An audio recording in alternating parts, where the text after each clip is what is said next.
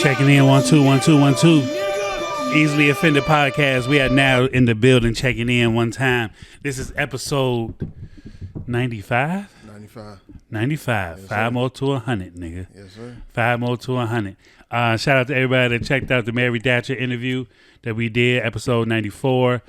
Before that, Fab Monroe. Make sure you check out her page. She got some shows coming up. Yeah, I went to go see her at the Improv too. That show she had. Yeah, that show was funny as fuck. yeah, she funny as shit. Yeah, she funny as motherfucker. Between her and Just Niche, I was like, man, I don't know. Just Niche get on here. We gonna laugh all day. Yeah.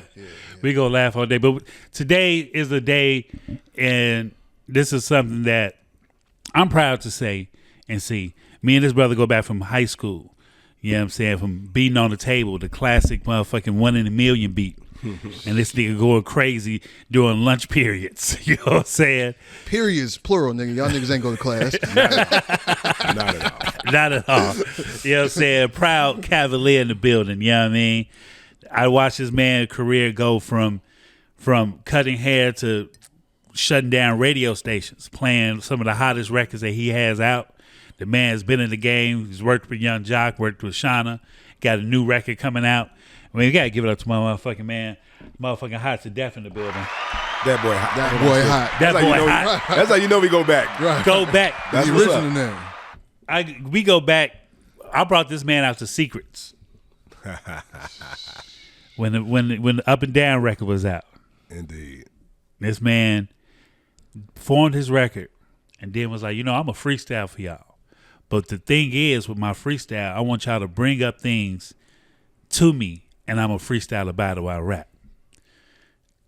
Classic video. I think it's still on YouTube somewhere. Gotta be. It gotta be on YouTube somewhere. But the man, like, literally was freestyling, and motherfuckers was handing him a pen or whatever they had in their pocket, and the nigga will put it in the raps. You know what I'm saying? Way before these niggas was doing them TikTok raps. Man, for real. I'm like, man, I need some royalties on this. I've been doing this at least 20 years, for real. Right. I was watching this one dude on TikTok, and he was like, whatever y'all say in the comment, I'm going to put it in my freestyle. And I'm like, nigga, you're horrible. Nigga, it was crazy. What you been up to, man? Can't even do it right. How you been, man? Man, I'm blessed, bro. I'm chilling, man. Staying out the cut, trying to get back in the way, you know? Yeah, I feel you. I've been watching you throw the parties and events and shit like that. Yeah. You know what I'm saying? What's the spot out there on Cottage? I got Heat on Thursdays. I got Linger on Tuesdays and Friday. Okay. I got Bernice's once or twice a month on Saturday. I heard Bernice is blowing up. Yeah. I've been seeing motherfuckers talking about Bernice's. I got a party at La Bonita, all-white joint on the 7th that's coming up. Okay. Like early evening to the nighttime. So I just been curating different events. Yeah. Having somewhere for the grown folks to have a good time, because we ain't too old to party, but we ain't young enough to fuck with the bullshit. Yeah. And there's a lot of bullshit out there. Yeah, and a lot of people our age, we all carrying. Niggas is carrying. So young niggas be like, oh yeah, that's old. Legally too. Yeah, Legally. that part. Legally too. I can lay your ass down, nigga, and I'm sorry. You know what I'm saying? This is the beginning of summertime time. Oh, one thing I want to ask you, because there's been a lot of talk on the internet with like the party scene, right? Mm-hmm. And I've been watching this conversation, and me and him had this conversation before. We had Jay Illa up here on the conversation before, and Jay Illa was like, one thing that killed the club scene was the sections. You know what I'm saying? Because he was like, back in the day, when we was partying in the early 2000s and 2000s, the VIP area was private. You didn't even know where the VIP door was. They had a separate entrance. You didn't know who was in there. None of that. And then when you bought your bottles and shit, you put it at the bar, you get a hot boy, and that's it. There wasn't no sections. There wasn't none of that. Motherfuckers in bikinis and sparklers coming with big ass. Yeah, like, you know what I'm saying? I don't like that shit. You know what I'm saying? Like, if I'm in the club and I buy a bottle, I want you to just be like, psst, just hand me the bottle. Right, yeah. You know what I'm saying? I don't want nothing, because now I got all this attention, and I ain't got money. You know what I'm saying? I don't want motherfuckers thinking I got money. I don't need no girls trying to get in my section to be there just so they can get a free drink. Yeah, but you're not the target audience, though. That's for motherfuckers. They want that. Yeah. They want the attention. They want motherfuckers to know. Yeah, so, this conversation's been going on the internet. I think this weekend, actually, Charles Prodigy and them threw a party called No Signal, where they take your phone at the door. No phones on the dance floor. No phones at the bar. I rock with that. We really want you to come in. We really want you to come in and have a good time and party and dance. How do you feel being in this, also in that world? How do you feel the party structure is nowadays? Like, do you think we'll get back to that? No. No. But that's the thing. Curate certain events tailored around what you want. And that's going to be the only way you're going to get what you're looking for as far as nostalgia or whatever the case may be. Right. Yeah. You know what I'm saying? But as an overall, it's already, the world is ran by social media. So it's about look at me, look at me, look at me. That's kind of like the hardest thing I have to deal with. Like, my team be telling me, get more vocal, get on social media, you got to post more. But I like my level of privacy. Right. You know what I'm saying? I want to post the things I'm doing, not posting so much of what I got going on Your in my regular real life. Yeah. You know what I mean? So I'm fighting with that. I'm getting better. I told them I will do more. But I don't need you to know what time I get up in the morning and take my son to school. Right. You know what I'm saying? I don't need you to know my toothbrush routine and my get ready with me videos and shit. You know that's too much for me. Like, you see how I pick my outfit, you know what I'm saying? And that's what they were telling me. Like, you always fly, man. Why don't you just show them? I'm like, I just want to pop out fly. Right. And then disappear. Right. You know what I mean? I don't like you to The Irish goodbye. You know what I mean? So it's a different thing like that. It's never gonna change, but that's why I try to get that's why I try and do in my world, just create something for us. Because I look at it like this. I believe our generation is the only generation that doesn't get old. And I don't say that in a real life span, but we set the tone as far as the need or the like and the want of something new. And like our parents, they got stuck in their ways, that 70s thing. They never stopped. They stopped dressing in a certain way. They just plain Jane with it. Yeah. But we came up like the new Jordans out. So we were the new generation. Mm-hmm. And now when I say new, the new generation. We needed new this, new that. So even in our 30s and 40s, you know what I'm saying? Even some in the 50s, some people in their 50s, they still want something new. Oh, it's a new event. We got to find something to wear. Yeah. Find something to wear. I need some new kicks. So therefore, there's a lane for our demographic that still creates revenue because we actually make more revenue than we did as shorties. So I'm like, man, I can still throw parties just for us. Right. And some people can get it, a couple of 30 and up. Cool. I try to do 35, whatever the case may be. I don't shun nobody away as long as you got the right mentality. But we got that avenue where, okay, it's a new party. Hot got a party going on over here. Ooh, and I like when people have excitement to come to my events. Yeah. You know what I mean? Because they know it ain't going to be no BS, prayerfully. You know what I'm saying? I ain't going to say I'm above it all, but thankfully God has been looking out for me. But I create that lane to go get you some new Jordans and bring that new outfit out. Right. Get you a little chick or whatever the case may be. Yeah. And that's what we got going on. So even with me back making music, we need somebody to make music that represents how we feel. Right. Fuck them kids. Fuck them. I listened to that record. That shit was hilarious. But it's real talk. My whole girl, I was you said 3 a.m. Why are you still up? Right. I was with my whole girl one day and I played the record and she was like, that record is so fucking real because it's a lot of single mothers out here and that they are single because they just don't have the free time to get out and do what they want to do when they want to do it. You know what I'm saying? A lot of single mothers be single for a long time because they be like, I ain't got no babysitter. You know what I'm saying? The dad, it's his weekend, but now he got some shit to do and da-da-da-da. So it's like very hard. She was like, it's very hard for me to even date. And I think she got like 3 kids. You know what I'm saying? But she was like, now it's easier because the oldest one is like 10. Gotcha. I mean, the youngest one was 10. So she's like, now I can leave them at the crib. They know how to use the air fryer. You know what I'm saying? Right. Now, that's a whole new level of parenting, nigga. Once them shorties get old enough to you can be like, oh, I can leave and you ain't gonna burn the motherfucking house down and I ain't gonna go to jail. right. You know what I'm saying? Yeah, it's a different world now. But yeah, I was looking at that party scene like that because like we don't go out no more. You know what I'm saying? Like me and my crew, we don't really go out too much. We'll pop out every once in a while. Not as much. You know what I'm saying? But it's still like, you know what I'm saying, certain shit where motherfuckers want to go out. Niggas still want to have a good time. Definitely. I mean, I feel like, you know, niggas in our 40s, you know what I mean? Like, we probably not going to go out as much. You know what I'm saying? Some people do. And there ain't nothing wrong with that. It's kind of like, Oh my bad. I mean, but yeah, you get money with that shit though too. But it's like ain't nothing wrong with like wanting to have a good time. But a lot of people do fall back because you do have responsibilities, you do have family, you do have kids, you do have work. Yeah, you know what I mean. So it's not. And niggas just be tired. You know what I'm saying? And you be more responsible with your money. Yeah, and you be more responsible. I ain't got time to be spending $20 a drink.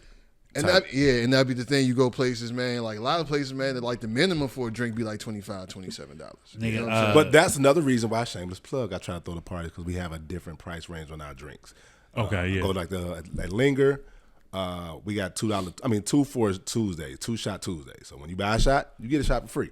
Okay. So I like to cater to our wallet as well. You know what I mean? Yeah. That's and then on the weekend when they drink some maybe 17, 18 for like Repo and Nao, but they give you 2 shots. It's 2 whole. It's a double shot. 2 ounces. You get a double shot on your drink, so it's a strong drink. Okay. That's what we do at Wintrust. So that's what I try to make sure that we got the right vibe on the drink prices and the ambiance. You know? Yeah. You got to do that because shit. Motherfucking one of my guys, he was out there. He was like, bro, I just paid. What did he say? I paid $61 for a whiskey neat. Whoa, one where? Credit One out there. He must use this MasterCard. Bro, for one drink? For one drink. He like, I'm just gonna put that out there. He like, this is the only drink I'm gonna have tonight. Damn. It was a double. Oh, that's so okay. Yeah, at least it was a double. I was just about to say it has been a double. They probably charge, but $30 for one is crazy. Insane. But you know the key to that? What? You get 2 singles. Because when they pour one shot, it's always a little more. Right. So, but when they pour a double, they'll stop. Right. Yeah. You get 2 of them. Like, let me get 2 neat. See, I like going to bars at places where they all had a cap on it. That part. Yeah. Right. You know what I'm saying? Because they gonna be like, yeah. You can distract the bartender. Right. She's talking to you like, oh yeah. You be like, yeah, I got 3 shots in that. You know or just walk up and I lay a 20 down. This for you. Okay, can I get then I place my order. Right. Smart. And then I come back. And then I come back. So the third time around, I ain't paying for nothing.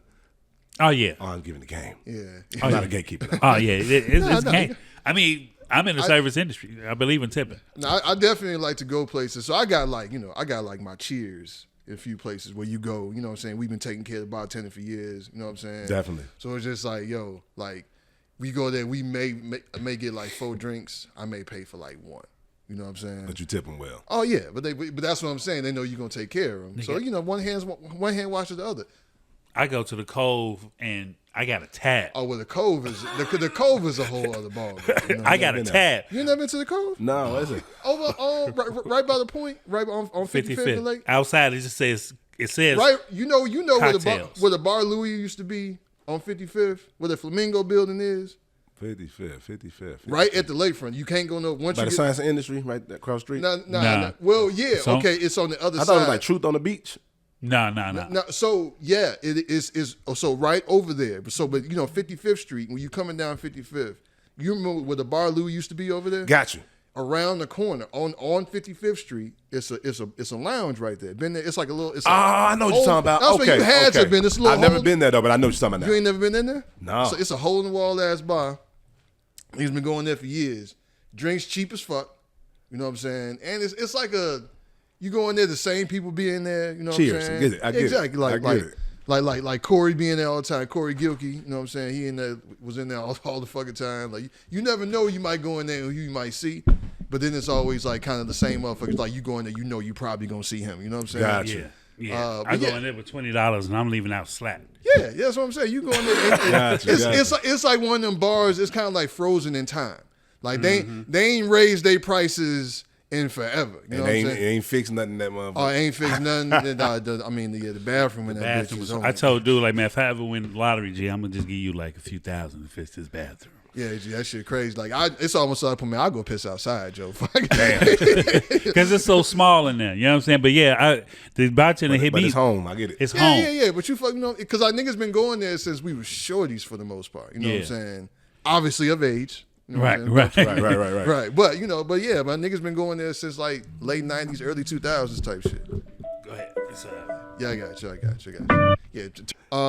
But that's how it is with me with Heat. He bought like I got on Thursdays. Where's Heat? On 80th and Cottage.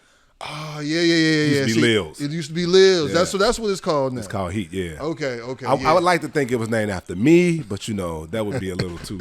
When did they change the name? They changed the name a couple of years ago. Okay. Because it was Lils, and it was still in the license of the lady who owned it, which is her name.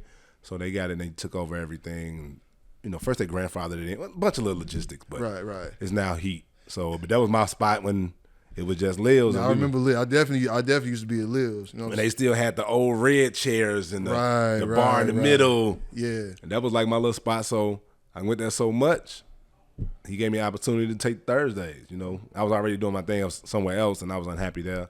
He gave me the window, like, man, bring it over here. And ever since then, it'll be 3 years in October.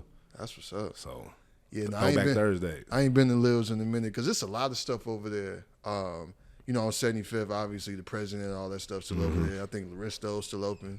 The Red Pepper's still Laristo's on is now 606. Laristo's is 606 now. Yeah. Okay, so you change the name of that joint. Okay, yeah, you know what I'm saying? I know the Red Pepper's still the Red Pepper on 87. Yeah. Licorice Lounge still on 87 St. Lawrence. Yep. Oh, yeah. You know what I mean? So it's still, these are like black-owned establishments, like Staples. Yeah. And that's what I love about one thing I do love about the South Side is that we do have these black-owned staples that's been going around for so long. Yeah. You know what I'm saying? Yeah. And it's good to see that. We even got some brothers downtown. You know what I'm saying? One of our friends, her guy, has what's that, press box? Oh, they just opened the press box. Yeah, Raymond. Right over there, Raymond and them. You know what I'm saying? Yeah. So they got that spot opening up. Of course, you got Hugh. You know what I'm saying? And then what Twist and Raw got? They got Wicker 65. Oh, that's them? Yeah, that's Twist and I didn't Raw. know that. I know that was them. Okay. Oh yeah. I heard I ain't been there. I heard that's a nice spot though. I haven't been. My partner went for his birthday, and they said it was nice in there. So. Oh yeah, it's nice because it used to be the Delta. Right, exactly. By Elridge. Oh, that's the Delta. Yeah. Okay, that's what it is. I don't know if I have it. Okay. We used to go in there on that Friday and Saturday. Hey, the Delta boy. on a good night. It's a different world. I told my whole boy about that shit. He was like, bro, I've never seen that many beautiful mixed women in my life. He like, you had black, white, Filipino, Japanese, Trinidad, and they all in there just vibing. Dancing to the air. Exactly. What was the spot down the street though? We used to stay at that was Divine. My spot. Divine. Boy. We always talk about Divine. Divine was the man. And that building is still right there. The sign's still up. There. Right, I'm like, what they doing with that? I don't know who I owns want that to buy shit. Divine, man. We got to buy Divine. Hey, man. Hey, big, we got to buy Divine, bro. Let's get Divine. Bring that back open. That would be very divine. Right. Shit, because that shit closed, that had to been like 08, 09? Yeah. It closed a minute ago. Was it that long? No. Let me see. You know what? No. It was maybe like 2010, 2011. It's been at least 15 years, that bitch. Nah. So, yeah, I'm telling you, Joe, it's been. I want to say 14, bro. Because the security guard. Because I had a birthday party and my music was already out. And Up and Down came out in 2010. It probably closed right a little bit. I want to say 14. It got to be 14. Because the security guard that used to work there, him and somebody else purchased it. Yeah, the white boy, right? Yeah. And they can never really. I think Wicker probably was just really fucking with him a lot. You know what I mean? Probably so. Yeah, because it was black. Yeah. So we got new music out here nowadays. Right. Yes, sir. Iceman that came out. Mm-hmm. You know what I'm saying? A lot of you Kendrick fans out there, biting your words a little bit. Some of y'all just. I don't think that's happening. No, there's a few of them out there was like, damn, this nigga did just come out with a nice set of music. I don't think. Wait. I don't think anybody.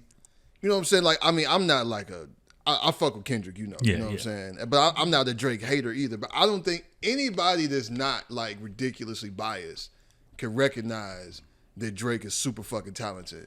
And he was like the nigga for a long time. Still is in a certain regard. So I don't think nobody was like rooting for that nigga to fail.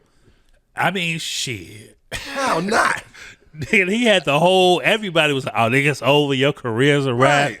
It's done." I don't know. I think that were people just reacting to what they saw. I mean, we've never seen somebody win Song of the Year for a diss record. You know what I'm saying? We've never seen that shit. So it's just, so I think before no Super Bowl. He called this nigga a pedophile in front of millions of people. You know what I'm saying? Like, so we've never seen anything like that. So I think a lot of it, now, like I said, the people that are extremely biased, like the Kendrick stans or whatever, I feel like, yeah, they may have been rooting for him, but I feel like the general public, we just reacting to what the fuck we saw. Like, nigga, how do you come back from that? Yeah. What's your take, man? My take is, my boy Big Boy said something important to me some years ago. He said, "We are not in the business of music. We are in the business of exposure," and that stuck with me. So when I listen or see things for face value, I look at it like it ain't about who actually won. It's about who had the most exposure. And they gave Kendrick the most exposure. Whether he won or lost to you, they flushed it down your throat. So we automatically think the victor is Kendrick. Yeah. But it's shown far as the real winner is the person that has the most support. I don't care about what your records say. Right. Whoever got, like I used to go through the Jay and Nas thing. Who's a better rapper? Who's a better rapper? Lyrically, on paper, with more information in his music, is Nas. For sure. But able to make it simplistic and you get it, which is a gift in itself, simplistically, as well as a little diverse, Jay wins that. 100%. Just on a talent level to me. 100%, yeah. So it's about, now, back then when they were battling, it was about the best diss record. So Ether came out, he had the jabs, it was the jokes, and we can agree that that's a better diss record. Yeah, for sure. But the label didn't jump behind it and push it to say, this is the best, this is the best, this is the best. Yeah. They got behind it. They did all that bullshit at the Grammys. Like, I don't really honor the Grammys. So may I never get a Grammy. I don't know, whoever. But at the end of the day, I don't honor it because I know how the voting scale goes. It doesn't come from sales, success, the public, whatever. It's a committee. It's the committee. So it's like, hey, brother, Kendrick, it can be swayed. Anything, something that small, it can be swayed. Yeah. You know, so that's true. I just look at it a little deeper, but go ahead. So I agree with that to a certain extent. I just feel like with this shit, I think the people chose. I remember because I wasn't paying attention to because to this day I still haven't heard all the songs that they dropped. But I remember I'm seeing the reactions to it. When Not Like Us came out, it was immediate. Everybody was like, "It's over. Kendrick won," and so I don't think anybody necessarily pushed that. Now when the powers that be saw what was happening, then you know what I'm saying? Now we got a video. Yep. Now it's on the radio all the time. Now you got Song of the Year. So, but I feel like what initially started that was just like was an organic reaction to what the fuck happened. Like, yeah. So it can be both things can be true. That's not my take on it. But obviously, my thing was when I ain't gonna lie, I'm a Drake fan, not a stan, but a fan. So like when it happened, I was just like, damn, the boy got to struggle. He gonna have to struggle out. And I was praying that he wasn't gonna come out with something else after that. I'm like, man, just disappear for 2 years. I said it on the pod. I'm like, bro, just disappear for 2 years. Get your mind right. But then this nigga started dropping lawsuits. Yeah. You know what I'm saying? Like he definitely made that shit worse. But you know what the thing with the lawsuit was, one thing with the lawsuit was to me was I think he was also mad for being labeled as a pedophile. You feel what I'm saying? That's a big label. That wasn't it, but I got it. But you know what I'm saying? My thing, I thought it was just like, all right, nigga, you got this motherfucker screaming pedophile, all this shit. Like, that's like almost calling me a rapist at some point. You know what I'm saying? No, it actually is. Yeah, you know what I'm saying? Worse than a rapist. You know what I'm saying? So it's just like, all right, man, I'm going to sue this shit to, but, That ain't what he was suing for, though. Nah. So this is my take. Right. It started with the machine first. The label told that boy, go at that boy. That's my opinion. So you think Kendrick winning Drake? Of course. Okay. 100%. Because Drake said nothing. Even on the first person shooter, Drake said nothing about them.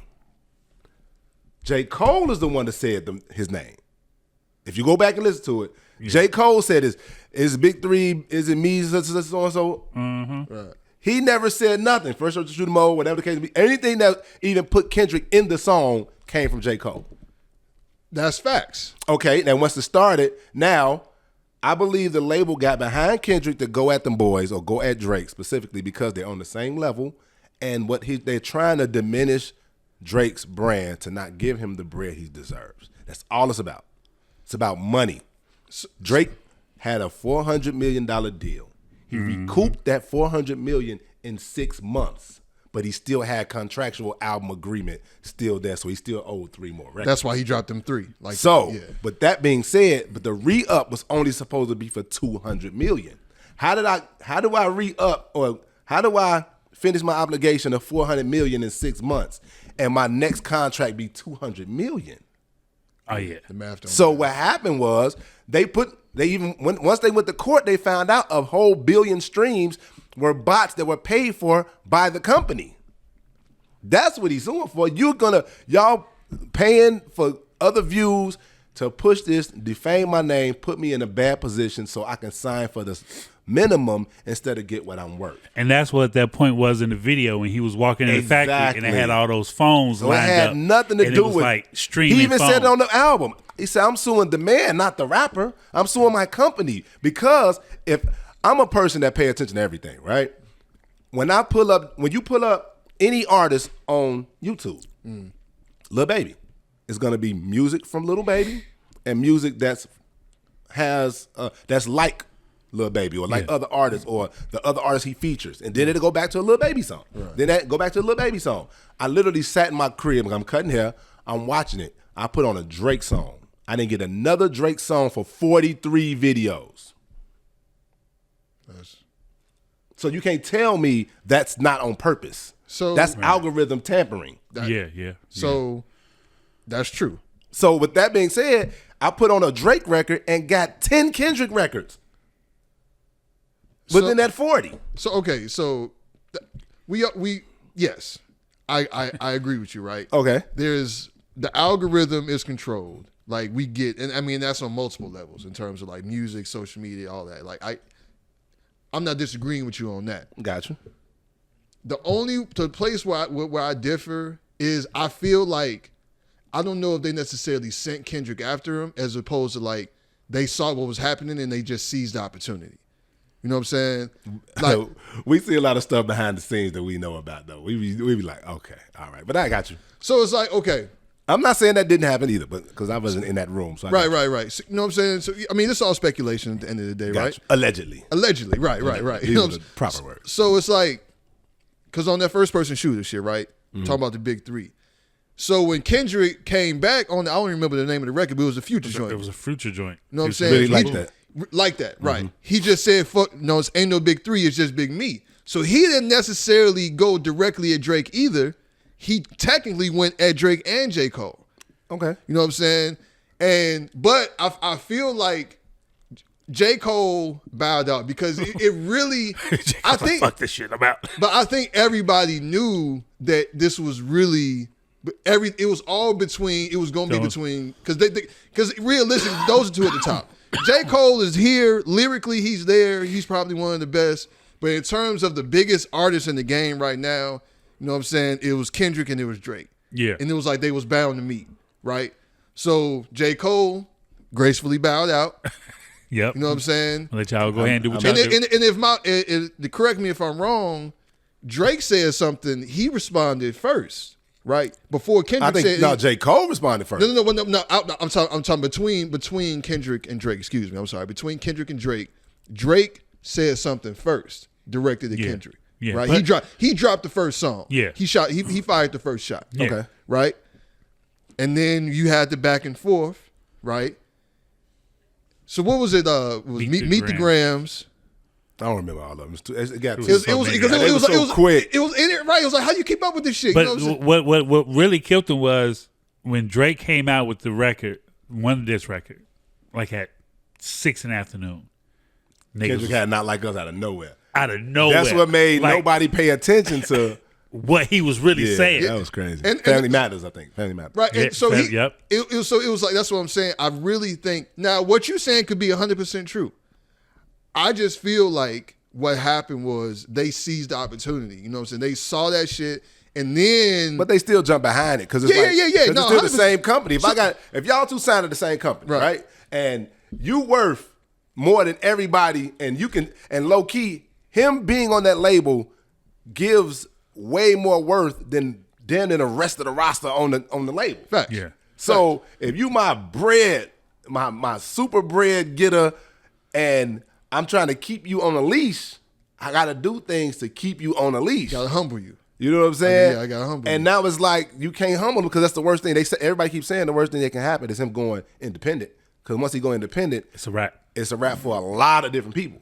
You know what I'm saying? It is. So I do want to put this disclaimer. I'm sorry. I am not biased in who they are. Right. I'm just paying attention to the game because I actually love Kendrick. So I don't want nobody to think that I'm not I'm a Kendrick fan. Every album, okay, cool. I wasn't too much of a to Pimp a Butterfly, but damn. Good Kid, Mad City, and the last one, Mr. Morale and the Heavy Stepper. Gee, that album gave me goosebumps. It was that was a great lyrical album. I was like, whoa, great ass album. It was heavy. It was heavy. Like Real it was heavy. One of them. Like I listened to it. Like I got to step away for a second. You get emotional, bro. My auntie was a man, and the record about his father telling him never cry and all that. Yeah, like all the emotional and how he came up, like how he was maybe molested. And his mama thought he was molested because she was molested. I was like, nigga, you put it out there. He put a lot out there, and it was strong. Yeah, you know what I'm saying. But so I think we agree that at the end of the day, what happened after he dropped Not Like Us, the way it was pushed, label was definitely behind that. Definitely. They was definitely trying to kill Drake. But so he got the right to sue for that. But right, I got you. Right. Because especially if it was a deliberate attempt to try to like diminish what he had as a negotiating tactic, then absolutely. That's what it was. But nobody was paying attention to that shit. It looked like in the court of public opinion, it looked like he was saucy because he lost. But also, the account of public opinion doesn't put no money in. You know what I'm saying? Yeah. So that's what he said. So he's like, I don't care how y'all feel. You still gonna do it. You I can get a Billy after this, and you want to give me 200 million. And you know what else? I respect Drake for standing on that shit regardless. Because everybody was at that nigga neck calling him everything but the child of God after he dropped that lawsuit. And he was like, fuck y'all. I'm standing on it. So I even if I don't agree with it, if you stand on some shit, I'm gonna respect it. And when do we as consumers stop? When do we actually stop falling for the one trick pony that they do to our black artists, man? And I know Drake's mixed, but they do the same thing to everybody, and we still jump on the bandwagon. That's what frustrates me. You tear them down, and they always use the same thing: sexual, pedophile, sexual. It's the same thing for everybody, and we just like.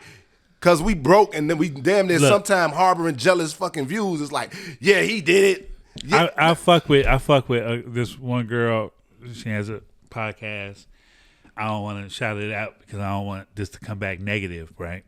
But she put it out there. She was like, when Usher and Chris Brown announced their tour, she was like, y'all going to the Goose, the Bump and Bruises tour. That's crazy. Ooh, yeah, I was like, whoa, that's crazy. I was like, work right there, boy. I was like, she said Bumps and Bruises? Bumps and Bruises tour. Yeah. I was like, yo. That's low And then key. she went on a whole rant. Like, she was like, y'all have to stop supporting people that are known for beating up women. Okay. But in the same sense, they probably got a pedophile in their family that was molesting their ass when they were asleep. But they ain't even out on the big mama. But my thing is not this. to go that deep. I'm sorry. Yeah, that's but some real shit. My thing was this. Chris Brown had his situation 15 years ago. That was a long fucking time ago. Now, okay. Now, I know he had some shit with was a Karuchi. Yeah. There was some, but there have been allegations. We don't know for sure. Right. But it's just like, it's one of those things. It's just like, once you get labeled as that, it's hard as fuck. But it's so convenient because like, I didn't see nobody talking about that shit with all these Breezy Bowl, and he be doing all these fucking crazy ass personal photo shoots with his fans. I'm gonna say this. I ain't got no argument in something that actually happened. Right. I'm saying the allegations on people that have a straight, clean slate image. Right. The Cosbys, you know what I'm saying? The Princes, the Michael Jacksons that were proven later that they fabricated on these people with the same type of allegations just to get their catalog. That's what I'm saying. So, okay. But the thing about Kendrick is, now, I always thought it was crazy that he was calling this nigga a pedophile on record. Right. Like where did those allegations like come they had the Super Bowl saying A minor, that was wild, Joe. But the thing is, I don't know, because the reason why I don't think necessarily somebody sent, okay, so let's just say we gonna go with your theory, right? They sent Kendrick on Drake. Mm-hmm. At minimum, they ain't have to ask that nigga Kendrick twice, because for whatever reason, whatever the fuck happened between them, that shit personal as fuck. Them niggas do not like each other for real. I mean, I think Kendrick got more hate for Drake than Drake did for him. I agree with that. I definitely agree with that. I just saw on IG like yesterday, somebody pulled up an old record, like 09 from Kendrick talking to Whitney about why, like it was a verse. He was like, yeah, woo, but you want to listen to Drake, and you only, I'm good as him too. Like he kind of like threw a little jab at him. Yeah. And it was they got records together, but damn, Drake has been. Drake put Kendrick on his first major tour, and on his album, gave him his own song. That interlude, a whole song. That was on Take Care, right? Yep. Yeah. My thing was, Drake has always been shooting shots at Kendrick, but it's never been a name mention. It's always been like the one thing about Drake is when he disses you, he's going to diss you and mention something that you know about and no one else knows about. Yeah. And that's what he went wrong in a battle. And I think that's where Rick Ross is coming from too, because he's like, "No, fuck that nigga. Oh, fuck." Yeah, what I'm saying. He must have said something. But that's what I said. That's why he went wrong in the battle, because on Family Matters, lyrically, he went crazy. He did. But he didn't say names. He didn't. He used Rihanna's middle name. He used A$AP Rocky's real name. He used Metro's real name. He used Weeknd's real name. And to the public, we don't know who he's talking about. Right.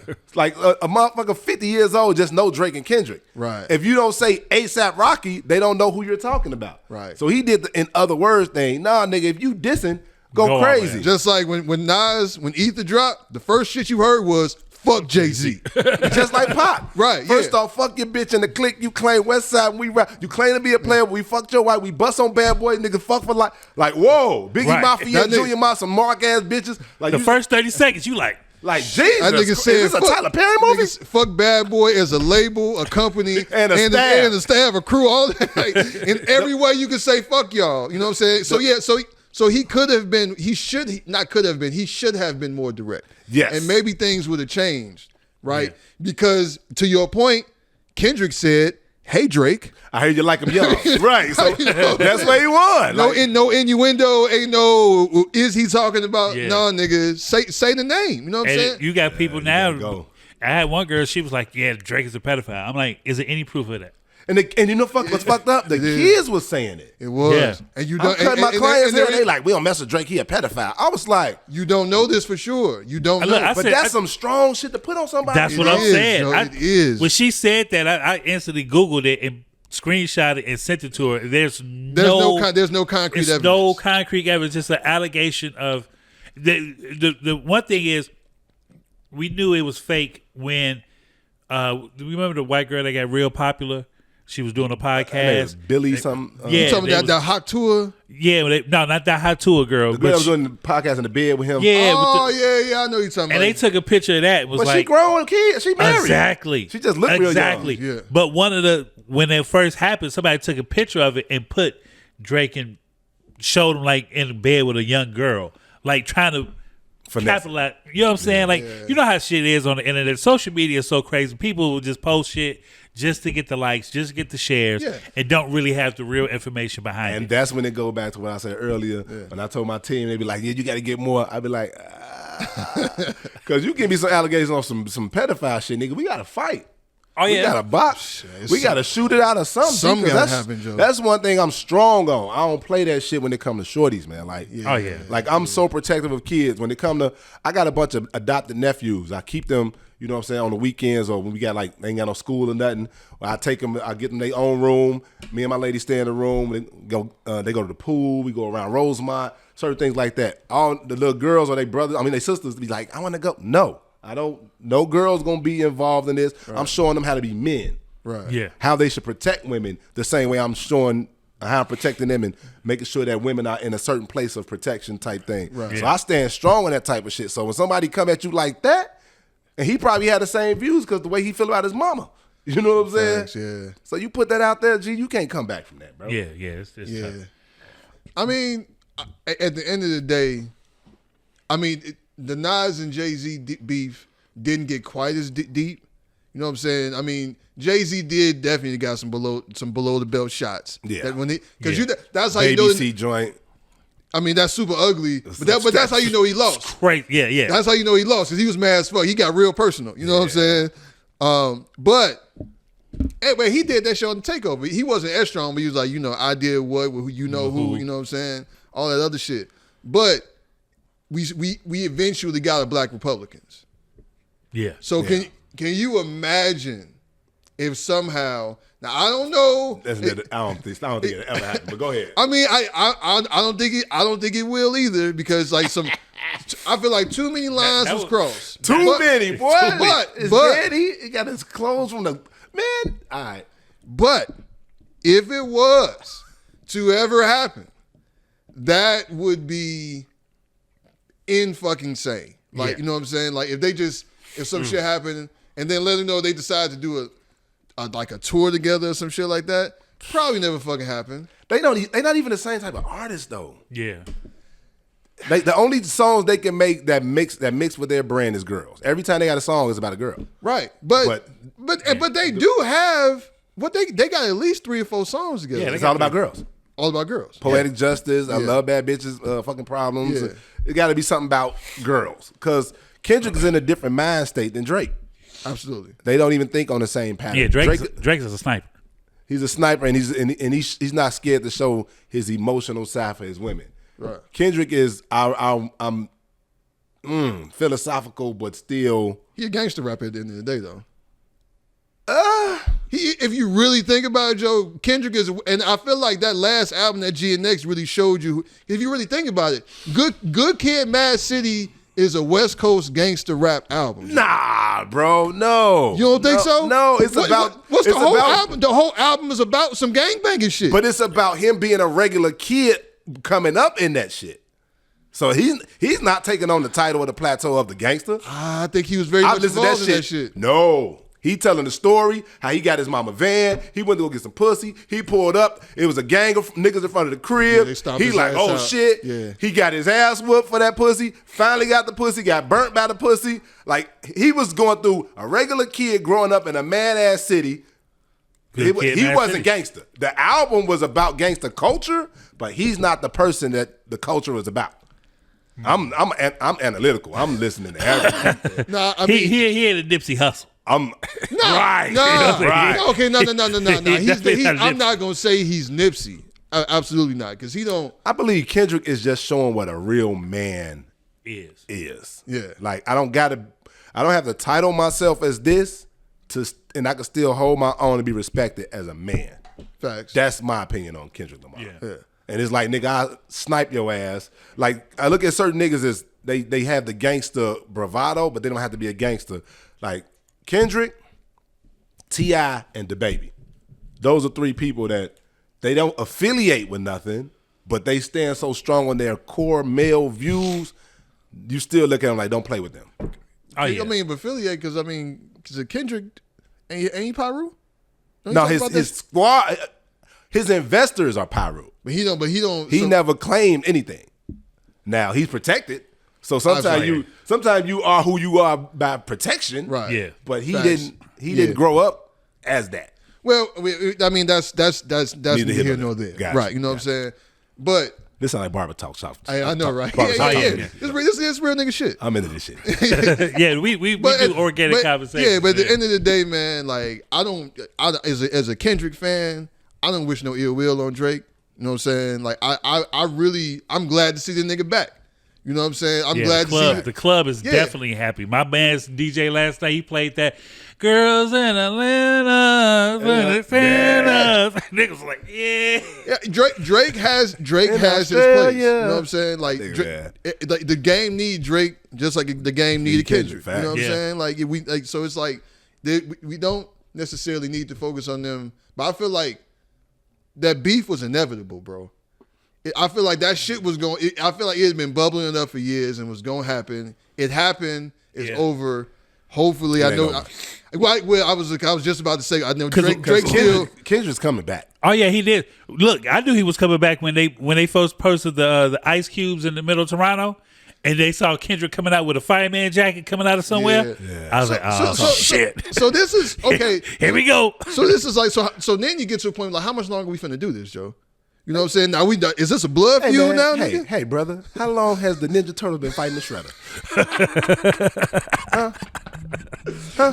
How long has Professor X been fighting Magneto? I mean, they got times where they was peaceful, they was able to collaborate and all that other shit. But then it's back on. And it's back on. Yeah, you're right. It's up forever. How long has He-Man been fighting Skeletor? That shit, man. About shit, fucking 50 Cent and Ja Rule. Well, that's 50 Cent and Ja Rule, that's a different level though, because niggas about dying with that shit. Yeah, Optimus Prime gonna be fighting with Megatron. Some beef is eternal. Know what I'm saying? That's real. So, so you're right. They ain't never gonna do that. I got ops. That's my ops today, nigga. We might have a mutual respect that we men now, but I don't rock with you, dude. I ain't gonna shake your hand. I ain't gonna nod at you. I see you in the club. I'm gonna let you live. Right. You know, it ain't that serious to take it that far. But I don't rock with you forever. Outside of that, the music game, period. You know what I'm saying? How does it feel to get back in here with a solid record, like out of the blue? And to piggyback off of that, what made you feel like this was the time, like to come back? Yo, my real opinion or my real I want the real shit. The real shit. Y'all ready for this? Yes, sir. Yeah. I had nothing to do with that shit.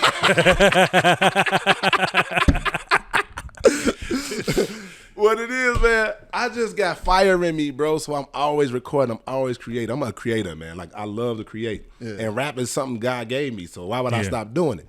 So I've been recording for years. I don't go as often as I want to go in the studio. But if I got a song I did, something solid, you know what I'm saying, put it together. I'm finna give y'all some more school. I made the Booty on Booty record 3 years ago. I made it originally with with John Blue, Ben One, and Rio de Janeiro. Okay. We did a record because we had like a little squad called the Indie League. We was helping each other and we was working on a little project. Okay. We did the record. Me and Rio shared a verse, and then Blue and Ben shared a verse. We did it. I did the hook, and Rio did the beat. Long story short, what happened was, okay, well, I'm like, let's do the record, let's shoot a video. Rio took the song, and please don't think I'm dissing Rio, because I'm not, I'm just telling what the story was. He took the song, changed the beat, and then took the hook off, and took a snippet of Blue's verse and made it the hook, and told me, like, now let's shoot a video. I'm like, how are we shooting a video for a remix that we never put out the original? Right. So he was like, so he sends me a text and said, well, that's what we going with, either you rolling or not. And I said, what? Never mind. Okay, cool. I'll just take my hook that you didn't want on the song in the first place, and my idea for the song, and go elsewhere. I went to my producer, Yayo. Hey, bro, can you make a beat for this? Because I think this would be a dope song. So I thought of the mode I'm in. So I'm, okay, cool. I'm sitting on it for a minute. He didn't come up with nothing at the time. And I'm babysitting my little nephew at the crib. He watching Teen Titans. We wrestling and stuff. And in the middle of Teen Titans, it was like, dun, dun, dun. And I'm playing, and I stop, and I look. So I'm like, baby, what's the name of that sound that go dun, dun, dun? She was like, hold on, let me see. She went on her phone and found it and said, it's called this. And I took that, went to the studio, said, bro, can you make the booty on booty beat out of this and do the ooh? So we kind of mapped it out. He made the beat. I said, oh shit, this is crazy. I did the hook over. I did and it had more of a bounce now. I rapped the verse, left the other verse open. Okay, cool. I'm like, man. So I said, man, gee, we should get Sean. We was talking. I was like, let's get Sean on the record. I was like, Sean, my peoples, man. Like, I'm gonna shoot it to her, see what happens. So I DM her. I'm like, man. I'm like, what's up? She like, what up? I'm like, I got this record. It's crazy as hell. It's fire. I want to send it to you. If you like it, I want you to get on it. Bet. Send it to her. She sent me back fire emojis. Okay, cool. She's like, when we gonna do it? I was like, she's like, in 2 days, let's record it. She wrote the verse. She's like, I got it, let's go. She pulled up to the studio. I had it catered. My lady catered for it, the whole 9 yards. We had the lamb chops jumping, whatever, eating. So she went in there. She recorded that shit. I seen her. She went ape shit, bro. I was like, damn. Shauna's always been crazy. She killed me. I ain't gonna front. It's cool though. Hey, she's a phenomenal. If you want to be killed, it wouldn't be bad being that. You know what I mean? I'm gonna do like another thing. Big said. Big be like, see, stuff got to go up. You know what I'm saying? He always philosophically telling me some shit. All right, cool. He said, man, see, your records, your verse here, and then just keep going up. Nigga, just say she killed me, nigga. It's okay. It's all right. It's okay. You know, man, she's a legend. I mean, you know what I mean? A certified legend, man. So she killed it, and we recorded it like a year or so, a year and a half later after I redid it. You know, so when we did that, sitting on it for a minute, and I'm like, let's shoot the video. And it was always like it was some conflict between her schedule and my schedule for about a year. You know what I mean? So I just sat back and chilled for a minute, but we had already got the DJ service package put together just in case. We always like cover our track just in case. You never know. Yeah. So I'm chilling. I got my club. I got heat on Thursdays. I just happened to go in there on a Wednesday. It was kind of dry at the time, and DJ T.Y. was in there. And he started playing. I'm just buying shots for me and the staff. And there was like 2 people in there. We buying shots, just taking shots, talking shit. So T.Y., like, he started playing all my old records, walking around the club, Erykah Badu, Legacy of Hill, Up and Down. So everybody, like, the people that's in there didn't know I made them records. And they didn't know all those records were the same person. Because I never really had a face with all my songs because I didn't have much videos. Right. So they like, man. So I hear him saying, like, why you stop making music? I said, I never stopped making music. I just, you know what I'm saying, just chilled out a little bit. Yeah. Because I was going through some shit back then. And I moved it over to the club making. So I'm always, my ear is still to the street because I'm in the clubs throwing parties. Right. So I see the trends. I see what's going on. I see what you in the barbershop too. So you hear what niggas talking about. You in the midst of the culture at all times. So I'm always locked in. Yeah. So I know if I make a record, it'll fit. Right. You know what I'm saying? And so I'm like, man, I got a record with Shauna that's crazy. He was like, let me see it. So he's like, airdrop it. Like, I ain't got no iPhone. I'm Team Droid. He was like, all right, cool, just send it. I sent him the service package. Next day, he texted me back, nigga, what are you doing with this record, bro? This shit is fire. Do you mind if I send it out? I was like, You know what I mean? Go ahead. Next thing you know, like a couple of days, about a week later, I get a DM from Ferris playing it on Power. Yeah. And I'm like, oh, shit. What's going on here? Then he sent it again, and he started following me. I didn't know Ferry wasn't following me either. That's kind of fucked up. I'll talk to him about it. Damn, you wasn't following me all this time? It took somebody all these years, nigga? It took somebody to say you a record you never heard before for you to follow a nigga? That's crazy. It's crazy. Hey, man. Look, I texted that nigga 3 days ago, and I'm still waiting to text back. That's fine. I'd be like, nigga. I was just excited it happened. And he started playing, and everybody else was like, man, I heard it on. Because I always make my DJs play it. You know what I'm saying? Yeah. Right. Like, just play it, throw it in there. I always test the record before I just go straight on it. Right. So once he played, that motherfucker started moving, and then Shauna's situation was getting better, and she kind of freed up some time. She's like, man, let's go now. Let's strike it while it's hot. Let's go ahead. I got a little time to move around and shoot the video before I get too busy. I'm like, bet. So we planned it, shot the video, got it, which the video is actually coming out too, Juneteenth weekend. Okay. And we're going to have a party for it the Wednesday before at Linger. You know, shameless plug. Hopefully this episode airs before that. Oh yeah, anyhow. Yeah, for sure. Be out. We going to Philly next weekend, so I'm gonna try to be in Philly, like time stamping this. Like that part. Yeah. I'm definitely gonna have to put that shit out. Yes, sir. Yeah. So after that, it's crazy. And then on Mother's Day, my other partner was like, my other part of the time was like, man, you should drop Fuck Them Kids on Mother's Day. I'm like, fuck it. I put it out there. Next week we got like 10,000 views like in a couple days. I'm like, what the hell going on? So now it's like two situations where people talking about different records of mine, and I want to make records that's personable. You feel good. Right. Like everything ain't got to be dark. I don't want to make no dark records. It's cool. Yeah. I want you to have fun. But let's bring back the fun to the club. Like I was saying, let's take the sections away from the club. Yeah, because a lot of times, like when you're out in the clubs, like during that Drake disappearance, right? Dry, because every record was about killing. Mm-hmm. Like, you know what I'm saying? Like every record or hoeing. Exactly, it was just about killing. You my op. I'm fucking this bitch. I'm popping pills. It was just nothing.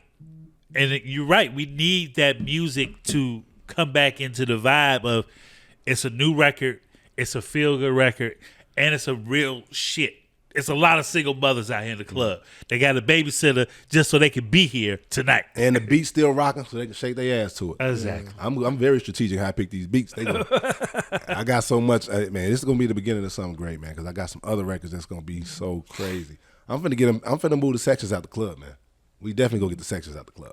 I mean, look, I'm all for it. It's we back to the drink specials. We back to the $2 blue motherfuckers at Secret. Woo! You know what I'm talking about? We back to the drink special music. Drink special music. You talking about blackout nights, you know what I'm talking about? But you had a ball, came out sweating wet. Yeah. That's when we say when niggas used to come outside like actually like wet. You know fucking from sweating from dancing and shit. It's a good time, man. Yeah. Sleep good as fuck. Stop at like Hollywood Grill or White Palace or something on the way to the crib. You know what I'm saying? Or Sharks right there on Dalton Avenue. That Shark at the Secret. Yep. That Sharks. Quick sidebar, nigga. Have you ever gone to White Palace sober? No. I tried that shit. It's trash. Terrible, nigga. I went on a nigga. It was just on a random. I was like, you know what, man? I'm gonna try some White Palace. I ain't been there since. In the morning, bro. It was the worst breakfast I ever had in my fucking life. But at night when you drunk, it's incredible. Get you some pussy. It's incredible, yeah, and it's still cheap. You be on steak and eggs. Just sit there eat well, how many nights we had, big? White Palace or Hollywood Grill. Hollywood Grill on Hollywood Grill is still good. Yeah, Hollywood Grill is definitely better than White Palace. And they owned by the same person too. You know that? I did not know, but it makes sense. It makes sense. But White Palace, nigga, terrible. No, don't ever do it unless you're drunk. That's the only way you can go to White Palace. That's like White Castles. You only eat it when you're drunk. No, my stomach can't take White Castle. I used to eat it before I started drinking, but I also didn't have the same food palate then. So back then I was eating BS, like whatever. Yeah, it's cool. So back then breakfast was cool. Okay, it's just eggs. How can you fuck up eggs? Right. But now, don't get used to Don't go to Dawn. Don't go to Dawn and Hyde Park and then eat breakfast somewhere else. You'll be mad as hell. Oh yeah. Dawn. Like, what is this? What is this garbage? This jail food. Man, so how does it feel to be at? But so you got so many records lined up. Mm-hmm. What you about to hit them with, man? Ooh, it's gonna be fun, man. So after that, I got a record called Hot Girl City. We captured the New Orleans Cash Money vibes. So it's a definite turn up. Okay. And now shout out to Tone Capone because he came and lended his ear and we played some records. He was like, play another one. He's like, nigga, you got to play another one.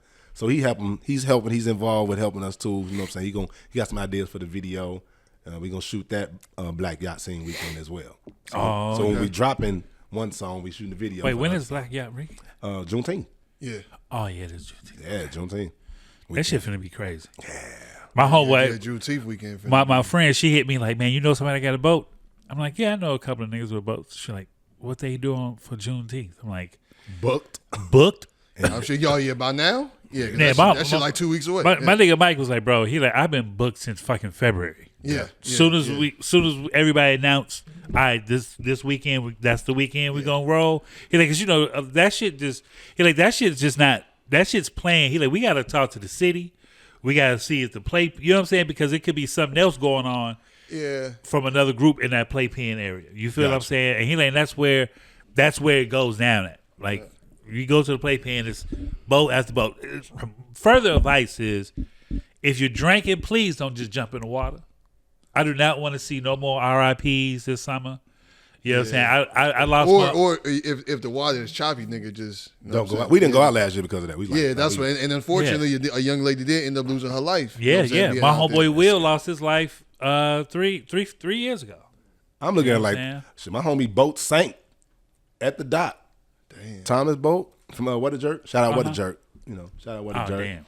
We got businesses within the family, so we got to make sure we shoot them all out. Oh yeah, man. But his boat sank. It sank at the dock, man. And I didn't know it cost so much just to keep dock. But due to the fact that it sank, if he didn't get it in so many days, or it was gonna be like a $50,000 fine every day until he got it out, some shit like that. It's a crazy number, dog. I was like, whoa, bro. Because it's a boat. It can be damaged underneath. It can hit the rocks. It can cause swimming at that area because the gasoline may leak out. It could be a hazard because it could be floating. Somebody could hit it. Or somebody jump down and then. It could definitely be a hazard. So I didn't know it was that crazy. It makes sense. But my homeboy, he docked his shit out at the casino in Hammond. He like, bro, I ain't paying that high ass docking fee out there in the city, bro. He like, that shit costs bread, bro. Yeah, but the driving all the way back to Hammond. It don't take as long because I've made that trip from Hammond to the playpen. It's not as long as you think. It's not that bad. Yeah, you ain't got no traffic either. Exactly, ain't no traffic. You know you what just I'm saying? moving. Yeah, you ain't like, you know what I'm saying, mother. Ain't no stoplights. Right. You know what I mean? But it's obviously not as fast as going for fucking 39th. Exactly. You know what I mean? Yeah, all day. Yeah, that's gonna be a good weekend, man. I just want everybody to be safe out here. This is the beginning of summertime, Shy. Yeah, you finna set these streets on fire. We got new music from him. We got Drake out here. I mean, it's gonna be a good summer. What you got planned this summer though? Just hustling, man. Working. Got some more events coming out. Me and the team putting together a plan so we can just knock niggas out every couple weeks for something else. I got another record called Big O. So everything is just gonna be slamming, fun, good times. Trying to get some merch together and plan some events around the music to show y'all this world of positivity. We ain't got to be in a place where something negative has to happen for us to get together to do some good shit. Yeah. You know. So I'm always curious, man. Everybody has a different process, like in terms of like creative process. Like so, like when you create, when you make music, like. Is there a certain mode that you feel like you're in where like things come, or you like more like inspiration with things? Because I know you just told the story about how you came up well, you already had the concept of Booty on Booty, but like where the beat came from and all that other stuff. But like, do you find yourself in a certain mode when you create? When like you make your best work? Do you have a certain process? Do you have to have like all yellow M&Ms in the studio when you record and shit? You know what I'm saying? I eat What Jerk. And, I eat What Jerk. That's what it is. right. When I get What Jerk taco, it makes me make the best. So if you want to be the best kids, eat What Jerk. But how do you like what gets you in your mode, man, to make you do what you do? I don't have a certain process. Just certain shit. A long time, things just pop up in my head. Like, okay, oh, okay. Like, especially in the morning, like I did a fast last week. I did 7 days straight watermelon and water. Okay. And I woke up and I was like, oh shit. I went straight to my phone writing the whole song. I damn near got the whole song laid out just because my mind was able to like get rid of the bullshit from drinking and eating all the bullshit. That fasting shit is necessary, boy. I swear to God. I ain't fasting. I'm cheating. I'm on we'll go out. I don't even know how to say the shit. With Govy, nigga. With Govy. Well, you talking about weight loss? I'm talking about like fasting to really. It's not. I mean, obviously it has like physical benefits, but like for your mind to clear your mind out shit. Yeah. And it's more like a discipline thing. You know what I'm saying? Where you like denying yourself things, right? It creates it is hard. That's the point. You know what I'm saying? But denying yourself things like builds a discipline the words are escaping me right now, but you know what the fuck I'm talking about. Yeah. It's good for you mentally. Watermelon and water. I did watermelon and water. I did a 21-day water fast with just water. 21 days? 21 days. I ain't never did that. That's 21 days. When I lock in, I lock in. How was you feeling on that fourth day? Like, God damn. I was pissed. I got hangry. You be hangry like, nigga, shit don't sleep. And the thing is, when people ask you about it, that's what pissed me off. Like, so you ain't drinking nothing but water? That's what a water fast is, bitch. What yes, nigga. I mean, like, so nothing but water. Did I say it's a water and chicken fast, bitch? Water kills your appetite. If you drink enough water, the fuck it don't, nigga. No, it don't. Nah. It may help for like a second. Because I've done shit like that, but never that long. Boy, you be hungry. But no, after that fourth day, the fifth day, you got some energy that you ain't had since you was 19, my nigga. Yeah. And you don't even want to eat. You got energy to do it, and you going to sleep beautifully, dog. You gonna sleep good as hell. I sleep like weed sleep. Oh yeah. Deep sleep, magnesium before you go to bed sleep, bro. Like, so that's low key. That's funny that you say sleep. That's low key when I know I need to like cut back on some shit or like meditate or something. When my sleep is fucked up, like I know I'm doing something wrong. You know what I'm saying? Yeah. Like if I'm like sometimes I know like because like man like if I go out if I eat like some hot wings or some shit and drink some bullshit like I know I'm finna sleep terrible. You know what I mean? Yeah, I get you. You know what I'm saying? You still be restless, right? Yeah. You know what I mean? But like, but having that, like, it's just kind of like a tool. It's like a reset. You reset yourself. You know what I'm saying? And you lose weight like a motherfucker. And them 21 days, I lost 40 pounds doing nothing. Yeah, I only lost 6 pounds, and I'm on my 3rd round. Like I just did the water fast I did last week. I ain't lost shit yet. I did 7 days. I lost 13 pounds. Damn. Just in. Yeah, see, me personally, I think I would just do fruit and water. And like, but you got to make sure it's organic fruit. Yeah. Yeah. That's the thing. I make sure I go straight to the Baylor Brothers to get the watermelons on 101st and because I know that's an organic Mississippi watermelon. So I'm eating. Yeah. The only thing is you're going to wake up 3 times peeing, boy. God dang. They call it watermelon for a reason. You know Jesus Christ. It's water in that bitch. Yeah, that's too much. Well, how do you feel about the Chicago music scene now? Like, it's going crazy. It's dope. It's all over the place. It's actually showing artists that have their own identity. Yeah. Everybody ain't sounding like nobody. It's a whole new wave, and it ain't even the drill. It ain't even drill sound no more. Nah. The drill gods are the gods. Yeah. But it's a lot of other creative artists that's coming up that's really dope, and I like that. Who you listening to? To be honest, I ain't listening to nobody's catalog. Okay. I just listen to songs here and there because I'm in the club, so I only want to hear the hot shit. I ain't got time to listen to your whole discography because I can't invest in that right now. Right. I'm on my own journey right now. So if they got something hot, okay, cool, that's dope. So shit like that. Yeah, we were always talking because we've had I Am God on here before, Fillmore. We've been stalking Jujil and Rufus for like 6 months, nigga. Nah, but I love the music scene because it is without the drill. You know what I'm saying? And even though the drill music was so popular, we got kind of like labeled into that. Like, oh, that's what Chicago produces. Right. Even though we've produced a Kanye, Lupe, Common, Shauna, we've produced music that doesn't sound drill like, but we got labeled that for a little while. Our city is just like our food, all over the place. Our music scene is just like the food. It's like you gonna get the High Park version, you gonna get, you know what I mean? Yeah. So you gonna get the South Suburb version. You gonna get the street version. Your low end. Yeah. So it's and the new generation, which is a beautiful thing, is the fact that sometimes they talk shit about the internet being bad, but it's kind of good because it can put you to your people. Yeah, it's a direct contact. If you anime, it put you right there. You're gonna find your people. You know what I'm saying? You don't have to label yourself to the streets because you ain't got nothing else to do. You can tap into your people online and stick to your community. Yeah, that is true. So when it comes to this music, right, would you take a major deal or would you want to do it independently? Wherever the money is. Okay. We got to do it independently anyway before we get there. But if we can get somebody to lighten the load and the terms are great, we're going to go with that. Yeah. Well, I keep working hard and we got somebody to work with us. And I tell people all the time, what's 100% of nothing? Yeah.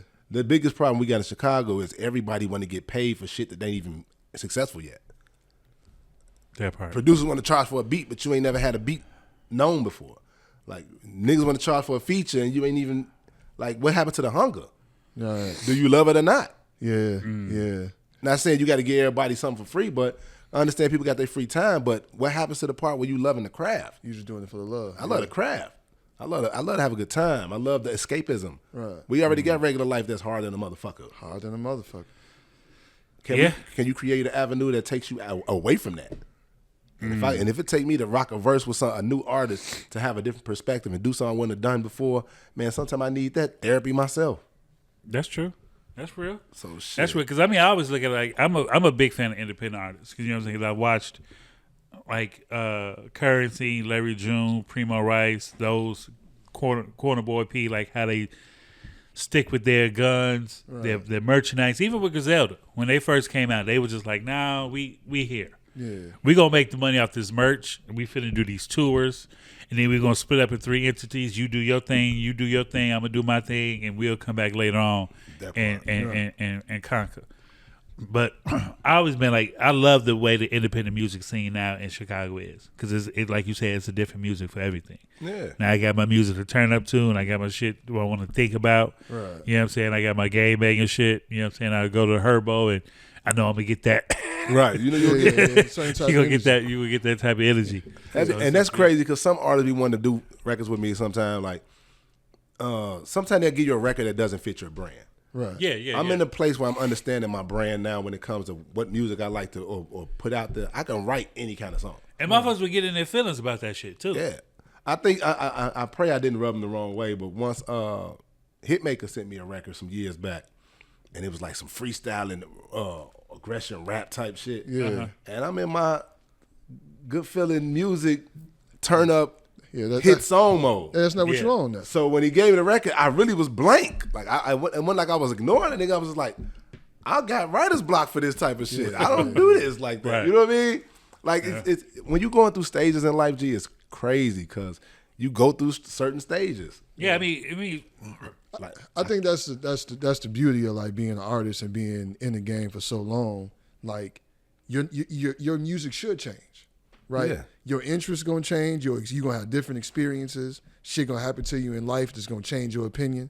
Like shit you thought about one thing a certain way back then, you gonna have a completely different opinion about that. because shit. he'll tell you, I used to rap battle in the lunchroom. I used to go to every battle in the city winning. Now if a nigga came to me with a battle, I'd be like, huh? Nigga, give me a beat. I'm gonna battle this beat and try and battle the charts. That's my goal. You know what I mean? Like, I don't think about that. And I was telling bro earlier, I was like, man, I don't think about rap until it's time to rap. Like, so they be like, just do this on this verse and do it on this song. I be like, I don't be thinking about that. You know what I mean? Right. Like, I got a million things in the world to do. I can rap off anything, don't get it twisted, but like just to be like, okay, I'm gonna do this now. My creativity don't work like that no more. Right. Sometimes I wake up and just a creative spark come to me, Right. or maybe I could take some suggestions in it and I can take it further. Right. But I just can't put my mind to say, rap about cell phones. Now on some freestyle shit, I'm writing a moment, cool. Yeah. But like when I come to write, I want to be in depth. I want to say a metaphor, a simile, something funny, a catchphrase, this, that, and the third. So now I get stuck like mainframe overload. You really study the craft of bars, how they come up. I had to. We had a conversation with YP a while back, and he was just talking about when you're an artist, you capitalize, you look at everything that you're putting out into that verse. You know what I'm saying? Because you always want a catchphrase, because you always want a crowd response when you do perform it. Right. You know what I'm saying? And then you want to drop some bars for people that be like, oh, he ain't bar heavy, but then you drop a good bar. Then you want to drop some comedy. You know what I'm saying? Yeah, give him a little bit of it's everything. It's a science to that shit, man. And that's harder than just rapping. The battle rap part is kind of easy because all you got to do is just say the most clever worst shit at the same time. You know what I'm saying? But when it comes to, you got to articulate, who can catch on to this, let's do this, and the third. So that's a lot that goes into hit song making opposed to bars. Yeah. But there's a lot of things that go in the bar that don't go in the hit. You know what I'm saying? So and there's a lot of people that can't really do both. You know what I'm saying? Because you got a lot of people, because like the battle rap scene has been pretty big, but it's hard for people like somebody like Cassidy, who still is a big deal in the battle rap scene, never really fully made that transition into I disagree, but okay. He had a moment. Who? He had his moment, Cassidy. He had some hits. Well, Hotel was a hit. They say I'm a hustler. I'm a hustler was a hit. Okay. He transitioned well. You know what? You're right. That's a bad example. You're right. Like, you're right. Like Meek. What's the dude name? Like Murder Mook. Loaded Lux. Who was with Young Money? I forget his name. Damn. J Mills.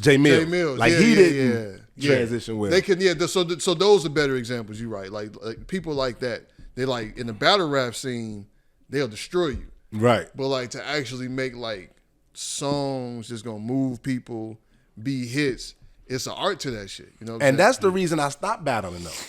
because some niggas lied and said, man, he can battle rap, but he can't make a song. I'm like, you never heard none of my songs. How the fuck you gonna say that? Like, name a song that you heard me on that you got the image from. Yeah. Right. So I was like, okay, I'm gonna go full speed ahead, and it's just straight song. What's your influences? Like, who when you was coming up, what rappers you was like? Okay, I'm glad you asked me that. I am a fan of commercial music. Okay. Now, I'm very well versed in understanding underground, but I'm a fan of rap because of commercial music. Okay. Big Daddy Kane, LL Cool J, Fab, Nelly, Jay. All those they got bars, right, but they know the commercial side is what got me. The Maces, shit like that. That's what shit Kid and Play back in the day. You know what I mean? Okay. Anything that was like, oh shit, that made us look good, it's a hit. I liked. Yeah. Biggie. Like, we look, as black people, I go out, I come to the hood and we look terrible. And I look on TV and somebody looks good and clean and successful and fly and flamboyant, right, and got their shit together. I want to be like that. Excuse the mic, Shit. Right. I want to be like that. I want that image. I want to get away from the slums. You know what I'm saying? But still have the mentality of where you don't lose where you came from. Type shit. Right. So yeah, Fabulous is probably one of mine. Fab, my nigga. He in my top. He's 5. missing. He in my top 5. He's missing right now. To me, like, he hasn't dropped nothing. No, he just dropped a freestyle about 2 weeks ago. Which he one? He been dropping freestyles. Like, he'll drop a freestyle once every 6 months. My algorithm is fucked up because I be looking for Fabulous shit. I got that Friday night freestyles. I still play that shit to this day. He got some shit out. Like, he dropped a couple of months. He's supposed to be putting a project together. But I'm always in tune with Fab. I rock with Fab. Yeah, that was a different like early 2000s. Cause like early 90s, man, like it was all about like hardcore hip hop. You know what I'm saying? It was a time of like you really didn't even really need to have like people didn't really care about beats and shit. You know what I'm saying? Like when? You talking about like early 90s? Like it was more about lyricism than it was about beats. I disagree. You don't think so? No, I think we always had an eclectic culture. Because even when Eazy-E them out, it was Luke and them making party music. And then it was Too Short, but it was kind of primitive. And then it was, you know what I'm saying? So there was so that shit always had its place. But you talking about like, because for a minute, like in the beginning, like New York dominated hip hop, right? Mm-hmm. Like that was the mecca. And it was all about bars. It was all about lyricism. You know what I'm saying? And they used to like, because remember they used to like talk shit about motherfuckers like Luke and Too Short because they ain't really understand it. You know what I'm saying? Right. Like it was like if it's not from New York, if you ain't talking about this shit, if you ain't barred up, that shit don't matter. They used to talk about motherfuckers from the South. They ain't want to give niggas like Scarface and the Getter Boys they respect. Exactly. You know what I'm saying? And Jay went off on about that. Jay went off like, nigga, how you don't understand what Face saying? Face going crazy. And rightfully so. But like I do feel like when you talk about like early 2000s, like when Fab and them was all coming out, it was more of a, because like Atlanta really started to make their move. Mm-hmm. You know what I'm saying? And then Puff kind of changed the game. He really brought, I mean, he was called like the shiny suit man and shit, but he brought more so like it was cool to be like flashy and fly and to wear shiny suits and shit and really look like you having a good time and do that shit real big. It didn't have to, we ain't have to be like all grimy and shit. You know what I'm saying? You ain't have to wear motherfucking Timberland boots and fatigues and all that other shit. You know what I'm saying? Like all that shit had its place. And I feel like early 2000s, we got far away from that. Yeah. You know what I'm saying? And we went too far in the other direction. You know what I'm saying? It was still the same, though. I feel like it was always a dominant, aggressive motherfucker. It was always a dominant, fly motherfucker. Yeah. Because the same time Jay was out, X was out. I was just about to say DMX. So it was two different sides of the spectrum. And that man Ja Rule was a albums. medium between both of them. Yeah. He was for the ladies, but he sounded grimy. Which is crazy because, you know, because Ja Rule came out grimy as fuck. But once he found that Murder Inc. formula with Ashanti and shit, now he leaned into that shit like a motherfucker. Now he started that shit. No, yeah, no, for sure. Oh, that singy rappy shit. Yeah, yeah. Ecstasy, that's the ecstasy rap, boy. Ecstasy rap. Hell Yeah, that's that back when that shit was pure, nigga. Yeah, rest in peace to Irv Gotti. He was like, man, we made ecstasy rap for real. For real. Like, But it was a good time. I mean, motherfuckers was talking shit about Ja Rule. Like, because once 50 came out, it became fashionable to talk shit about Ja Rule. But when that shit was happening, you know what I'm saying? And you know, 50, that's how you know 50 is a genius, G. 50 talked about Ja for doing the singy song shit. And then came back and did the And did the exact same thing, but just talked about gangster shit in it. yeah. Facts. And I was like, oh, you know, I got that Mac down. See when you look at me, and you know 50 don't back down. Yeah. Like, nigga, it's the same cadence that Ja Rule got. He just said, what do I do without my baby? You know what I'm saying? It's the same melodic shit. Yeah. But I ain't mad at it. But the crazy part about that is we was listening to some music. 50's music didn't age as well as Ja's. It did not. It did not. It didn't. So, because even when you put on his biggest record In the Club, you put that shit on now, you're like, turn that shit off. Nigga. I'm not gonna say that. I'm not gonna say that. I ain't gonna say that. Nah. In the Club, and not you know what did age well. That's strong. Hustle's Ambition. That shit still go hard. And Many Men. But you put on In the Club, nigga, be like, who playing that shit? No, you guys, what was the record? G Unit here. What? We here. What up, blood? What up, gangsta? You play that shit. That shit. Yeah. That shit. That's timeless. That's gonna hit every time. We'll play around. But he really only. Around. But if you real talk, after that first album, like how much do 50? Second.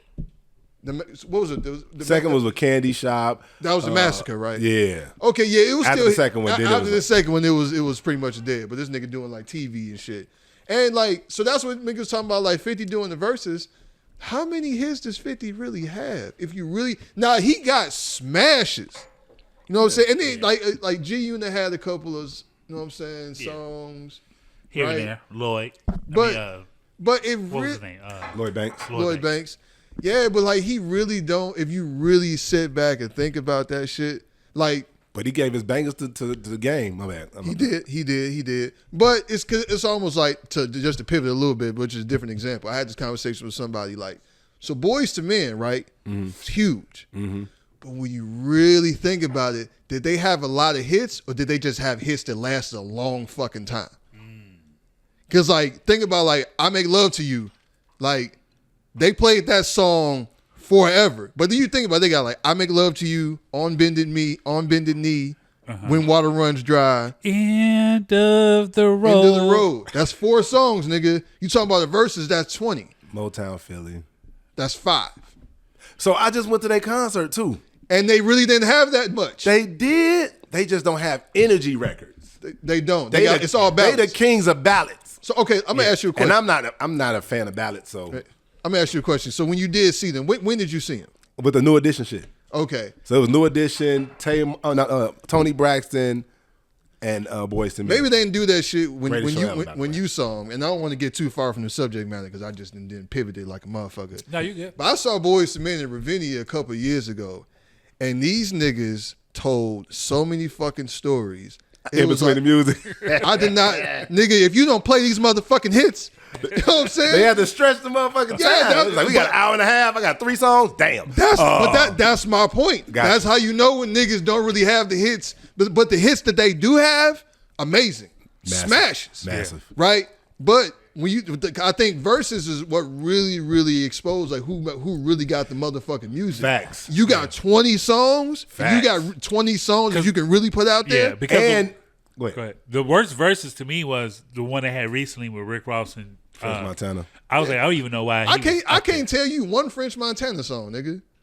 I'm sure a lot of people can, but I can't. But that's because I'm a fan of music. Yeah. But it ain't a lot. It's not. He didn't belong up there with no Ross. Nah. Ross killed it with B-sides. He should have been up there with Sway Lee or some shit. And you know, we talked about that before because no disrespect to Sway Lee. Yeah, he got his too. Yeah. Well, we talked about like music and the verses and stuff like that. We had that conversation like between Jay and Kanye, or a Kanye and Drake or something like that.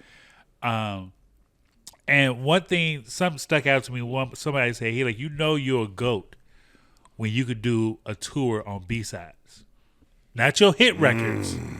but your B-side record. It's not a lot of It's motherfuckers not that a can do lot that. of artists out here that can go on a tour and hit you with nothing but B-sides. Shit, it's probably 3.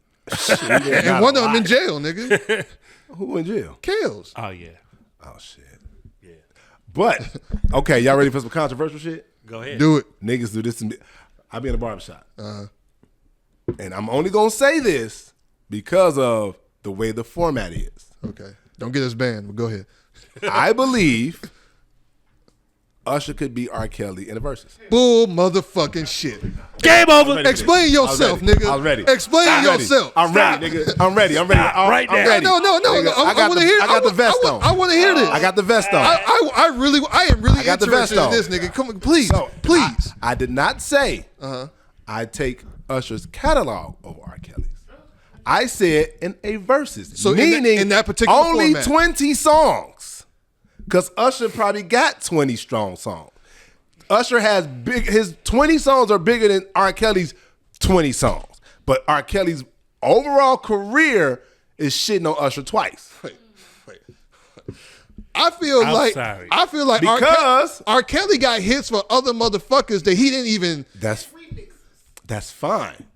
But you talking about what you go put up against, it's all about the numbering as well. I said because Usher I specifically said because of format. Usher meaning this first song goes against that song. This song goes against that song. Because This whoever goes first. Exactly. It's the tone set. I ain't say it's indefinite, but I said he could do it. Does Usher have any song that's bigger than I Believe I Can Fly? It depends on the crowd. It don't depend on shit, nigga.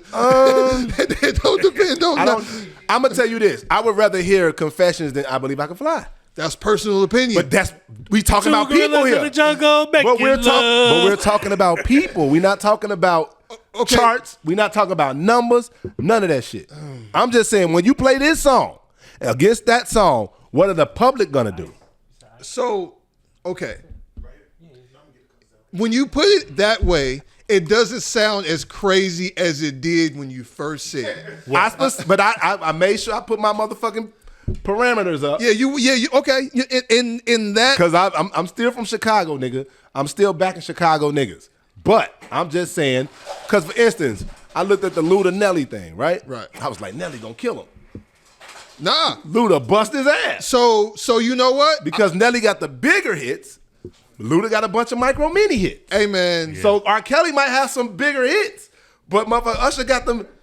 Yes, OMG. I'm a chippy. And then sometimes aggression, what I've seen mostly, aggression wins the battle. So I saw Luda. He closed One Music Fest. I go to One Music Fest every year. Last year. Yeah. That shit was dope. I seen it online. Hey, you forget how much shit Luda got, bro. I'm a Luda fan. I've always fought with his pen is super underrated. At one time, Luda was my favorite rapper. I'm gonna keep it a buck. At the time, he was my favorite rapper. And you could argue at one point in time, Ludacris was like one of the biggest rappers in the game. Of course, he was on par with Jay-Z at one point, like early 2000s, and had his own personality with it. Yeah. He was different. You couldn't put him in the box. You know what I'm saying? But like you forget how many hits he has. But circling back. But that's my point. Yes. Like you'll forget, like us, and then another reason made me think that is because of when Usher did the Super Bowl. Yeah. I thought about it. I hate to say this, but R. Kelly couldn't do a Super Bowl to that caliber that Usher did because R. Kelly's music isn't as expressive, upbeat. I'll tell you right now. I do not agree, sir. You know what? Yes, nigga, he got plenty of upbeat songs. Like what? All his shit is a monotone mid. You know Fiesta. What? Okay. Feeling freaky. Okay. Booty. Okay. You know what? He doesn't have a lot of. You know what? I'll give you that. That's what I'm saying. He doesn't have a lot of like really up tempo. Most of his shit is mid tempo or slow. But that's what Super Bowl is made of. You gotta have them up tempo records. I mean, yes and no. Well, yeah, because I was about to say, because even because it's a whole CD on TP2, G. That was all club bangers. Club bangers and up tempo is a different thing. Yeah, so he don't have a lot of. He don't got He don't got. Oh my God, these big ass white folk fist pumping ass fucking records. Them niggas not gonna go crazy. The white folks own the Super Bowl. That's why there was so much controversy with Bad Bunny. because y'all trying to fit a fucking circle in a square. I ain't got nothing against. Trying to make it evolve, but a lot of that was racism too. But I get your point. But it doesn't fit. It doesn't fit football. I mean, but Bad Bunny. I mean, that shit was actually kind of cold though. Like, you know what I'm saying? But it doesn't fit football. Did you see the crowd? That's because motherfuckers is racist though. It ain't racist, nigga. I gotta be racist because I don't understand what the fuck he's saying. I mean, so you ain't understand what the fuck Shabba Ranks was saying. You was still in that. He ain't at the Super Bowl either, nigga. What the fuck? Oh, but man. Right, you know what I'm saying? He ain't at the Super Bowl either.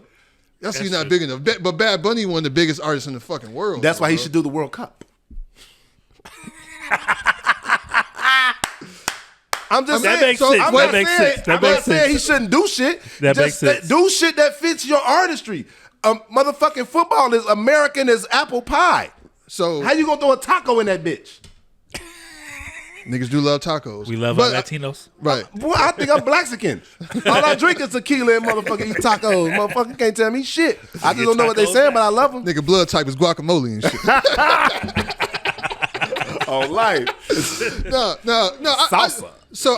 I get your point in terms of like the up tempo, the format of a versus, especially like you know what? Perfect example. I'm gonna help prove your point. Dipset versus the Lox. Exactly. When that shit was coming on, everybody was like Dipset finna kill the Lox. And then it happened. Aggression wins. Yeah, you know what I'm saying? Hey, that's all I'm saying. So aggression wins. So Usher has aggressive records. R.Kelly got a bag of records, but he don't got that aggression. But he also R.Kelly, he may not have the aggressive records, but like just the thing when you some shit, he come on, he played like You Remind Me in My Jeep. Motherfuckers is gonna lose their minds when that shit come on. Look, I would say on what it's up against. Every time somebody goes against an R. Kelly, I'm not saying you going against R. Kelly because we you know so we fully Kale's the man. Yeah. Kale's is the man. Anytime I hear somebody be like, "Oh, R. Kelly," ain't, I'm like, go to YouTube, type in R. Kelly live in Oakland. Oh, he killed that shit. 2 hours. He killed that. He murdered that shit, bro. That's what I'm saying. So like, however, we talking verses. Is all I'm saying. So okay, but because it's easy to beat you when it's you against you. Right. This nigga Usher gonna be out there in roller skates and shit. But that's why you. Oh my God. Right. I mean, like I said, I see your point. I still, you know, if it's probably never gonna happen because even if when Kale's got out of jail, putting that nigga on the verses is gonna be. That'd be the most watched verses of all time. I mean, all time. And he might win just off that though. And I was gonna say they would never put it up there, but we got a 34-time felon in the White House, so who knows what the fuck is gonna happen? You know what I'm saying? R. Kelly could do a versus by himself for the songs that he wrote for motherfuckers versus the ones he did himself. Yes, absolutely. That's what I'm saying. So you'll never hear me say that anybody, really dead or alive, nigga, maybe Michael Jackson. I feel like Michael Jackson might be the only motherfucker. I'm gonna go further than that. I think R. Kelly could beat Michael Jackson. I think he could too. Nigga, he got hits. He wrote hits 20 songs. You gotta understand the demographic that's watching verses. Yeah. Well, PYT Michael Jackson lovers ain't watching that shit. So there's so many hits that we really respect and love from him is not gonna get the same notoriety. No one ever can be as big as Mike. I ain't say big, pause, but I'm saying a 20-song span. Because Michael Jackson has a 50-year career. Yeah. You know what? Ebro brought up a good point. He was like, bro, I get it. Michael Jackson is the biggest artist in the world. But how many people you actually get in the car is playing Thriller or Beat It? I was playing Human Nature the other day, nigga. But that's a different record. That's on Thriller, though. So you talking about the actual songs. Like, you know what I'm saying? He like, no one's bumping Smooth Criminal. You know what I'm saying? But he like, we'll bump the PYT. I love PYT. Work all day, work all night. Well, you know what that is, though? Because Lady of My Life. A lot of like hits are songs that you don't really play because you hear them so much outside. You gonna play the album cut. That's respectable. You gonna play the album because when you in your car, you know what I'm saying? Like, I don't want to hear Thriller. I didn't hear that shit 50 million times. You go somewhere, you know what I'm saying? Like, yeah, you don't want to hear that shit. But you gonna, like you said, you gonna hear PYT. You gonna hear Human Nature. Yeah. You know what I'm saying? You gonna hear like The Girl Is Mine type shit, right? Yeah. But like, I don't know, man. Like, but if you could put anybody in history, like R.Kelly and Michael Jackson are the only two motherfuckers, and I'm a Prince fan to the death, but Prince ain't even in that category. Yeah. But Prince's music ages beautifully. It does. Yeah. It does. Like the shit you play a Prince song now, you be like, damn, that nigga was cold. It does if you fuck with that type of music. You know what I'm saying? Prince is not as so like if you people because all the debate was always Prince versus Michael Jackson. Yeah, I'm gonna take Prince all day, but Prince's music is not as universal as Michael Jackson's is. Yeah, you know what I'm saying? Because Prince is finna go on. Not. He's finna go on a 6-minute instrumentation with the band before he even starts singing type shit. But in terms of actual music, Prince may be the baddest motherfucker that ever walked the face of the earth. Wait, because he played everything.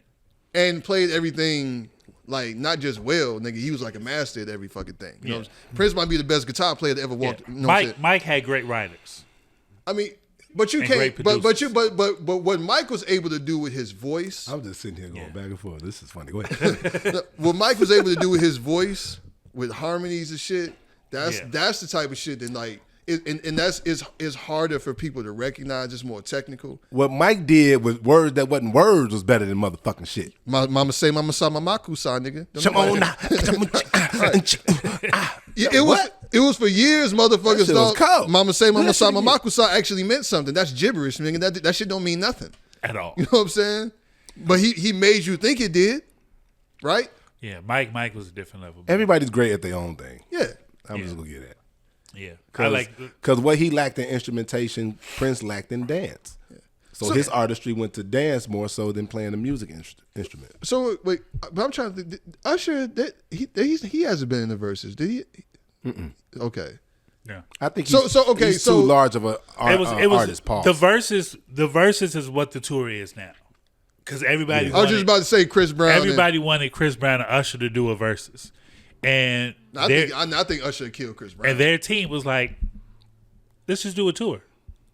And collect 300 million. Bag. Yeah. 3 to 5 a bag. Because to me, Chris Brown is the greatest entertainer of this time. Like his performance on stage, what he does, his production on stage, this nigga flying through crowds. He's not singing over his vocals too much. You know what I'm saying? He's really out there performing. I don't see nobody on the R&B side performing like that other than Bruno and Anderson .Paak. But they ain't doing the shit Chris doing. Exactly.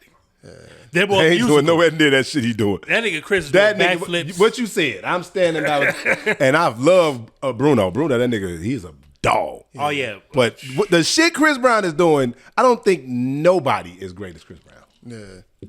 Nigga, nobody. Did you hear the album? Nobody. Hey, niggas been trashing that album though. I haven't listened to it. Gee, this nigga has a song called Honey Pack. Yeah, shit. Honey Pack and Hennessy or some shit like that. Yeah. That sounds like a dangerous combination to me. Nigga, look, the most dangerous combination is a Honey Pack, Hennessy, and rubber grip socks. It's over with.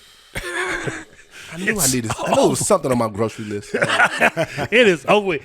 Ladies, right now, if you see your nigga with some rubber grip socks and he got some Hennessy, you fucking with a footies on, nigga. He's finna fuck the shit out of you. Because he got grip on my Air Force Ones back on, but you know.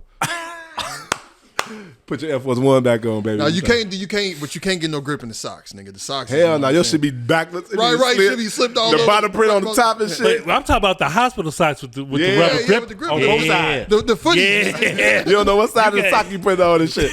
You fucking that bitch on the hardwood floor, extra gripped up. Like, bitch, you get all this shit. Hey, man. Hey. Nigga, I used to put my Timbs on, nigga.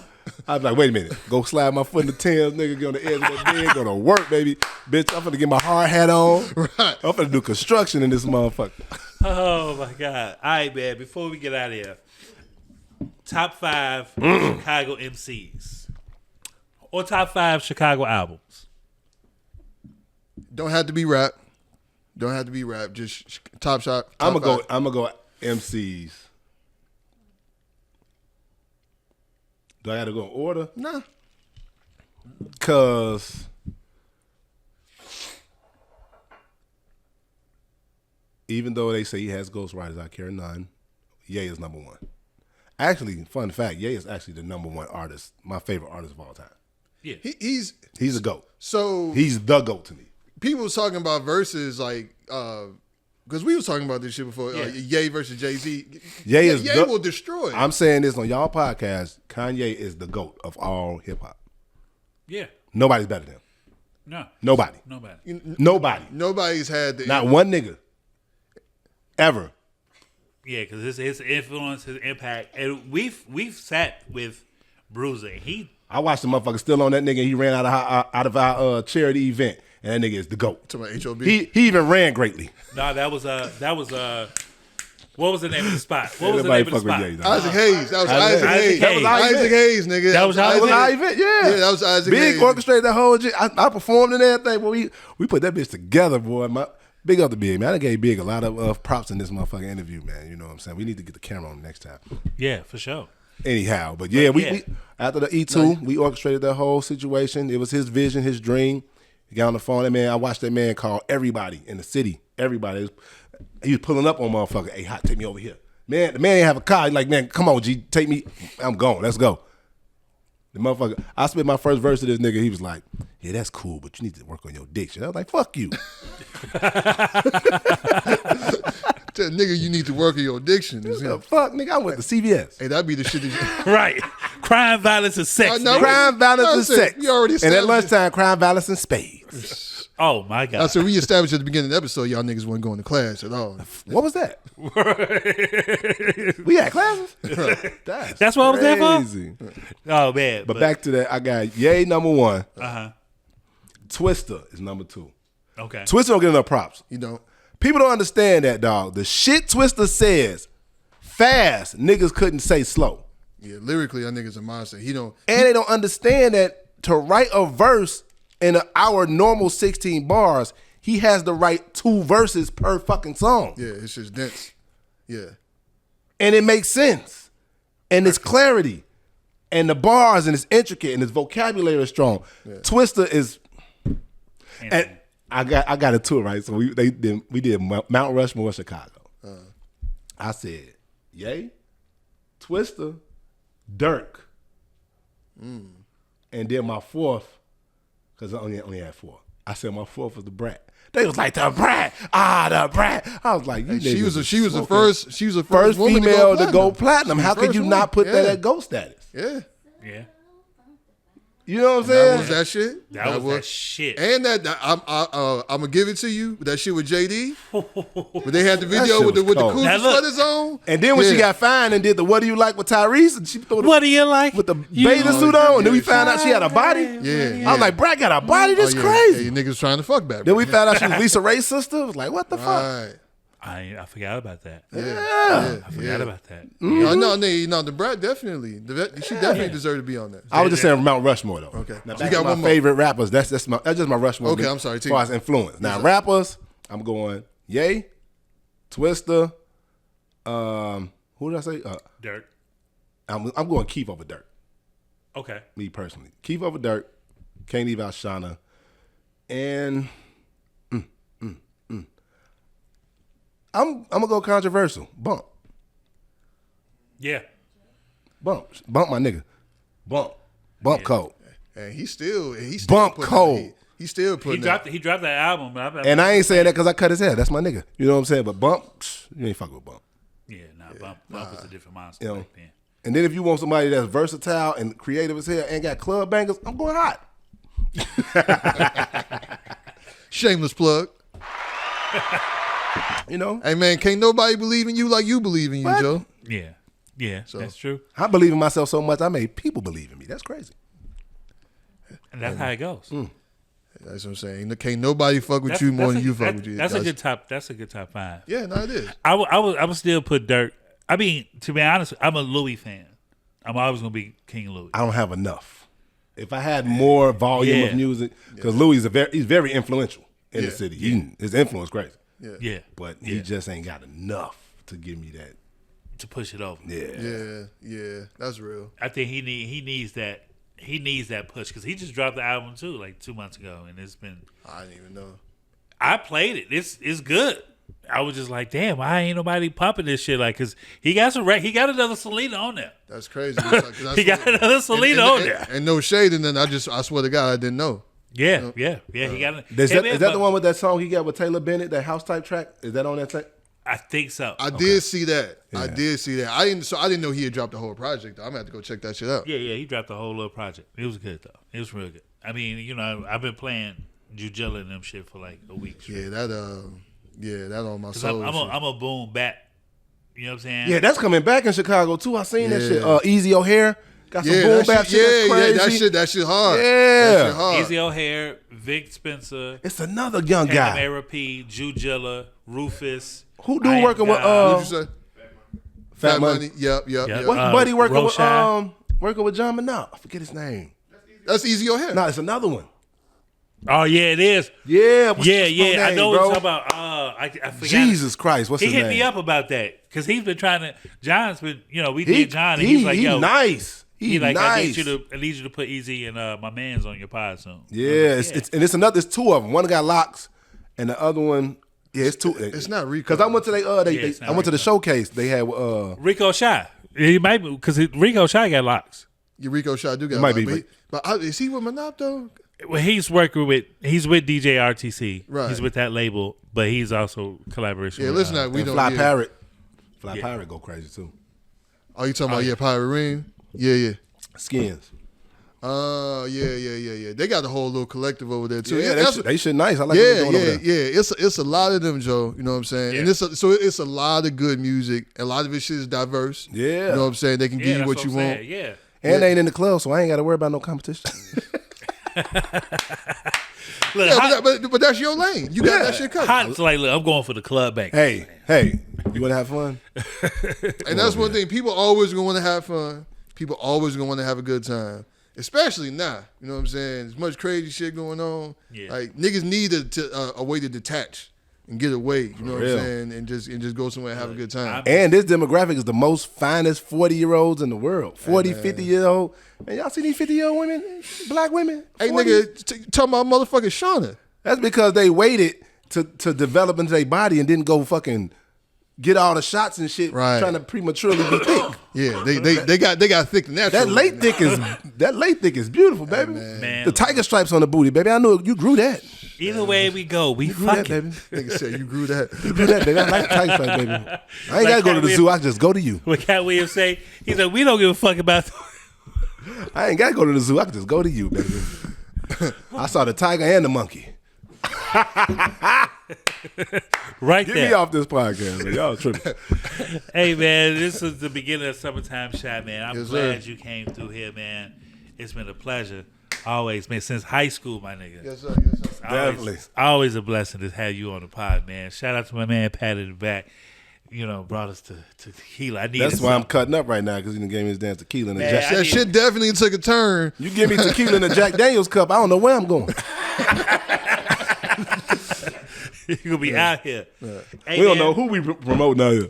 Hey, man, tell the people they can follow you at, man. At DatBoy Hot, DatBoy DatBoy_Hot, and then I have another page is DatBoy Hot Music, and with a K, MUSIK. Social media, that's about it. You'll find me everywhere else. And then come to my parties. I got y'all. Yeah, and man, Fade, the nigga cut my hair a couple of times, man. I'm not taking on new clients, so we're not gonna spread that type of rumor. Oh, see, you know you big. Right. Look, you cut hair well. You like, look, fam, I can't take no more clients. Nigga, books is closed, nigga. Look, I hit this nigga. I had an emergency because my barber he had a some family situation. So, Mr. E? Yeah, Mr. E. Yeah. I hit hot like, hey, G, you got anything? He's like, man, bro, I don't even take new clients. But, I'm booked. I'm guaranteed. But he's like, I'm booked for like the next few days. I gotta run a straight program cutting hair, bro, because it can take your life, dog. Like take over your whole. Yeah. Like I've been cutting hair. I don't want to say how many years. Anyhow, Right. I looked at it like, man, I've never had. I don't think I've had 20 Saturdays for myself since I've been cutting hair.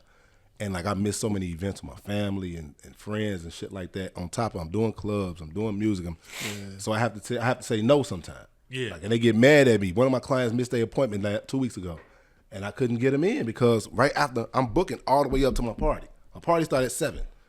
I start working at 6. I gotta hurry up and jump in the shower real quick, then head to the club. I ain't got no time. You pushing me back. You push me back for my other money, and that money I ain't got to work for. Right. You know what I mean? Right. So I had to put myself, and I only do bookings on Monday. So if you don't book on that Monday, and you don't get no priority, if I might have a pocket here and there, if you call another day, but I'll be already loaded for the week. Yeah. Because I ain't gonna when you did come, I was feeling like a motherfucking Jay-Z. I was like, hey, when niggas find a barber, you know what I'm saying? Yeah, man. R.I.P. Big Naughty, man. Yeah, you know what I'm saying? R.I.P. Big Naughty. He been cutting my hair. You know what I'm saying? I mean, I'm bald now, but he was still lining my beard up and shit. You know what I'm saying? But he been cutting my hair since I was fucking 19 years old, bro. You know what I mean? Yeah, man, we lost a good one. Yeah, man. That was my. That's what I'm saying. Like you lose your life being stressed out over people. They at your funeral and you done missed everything.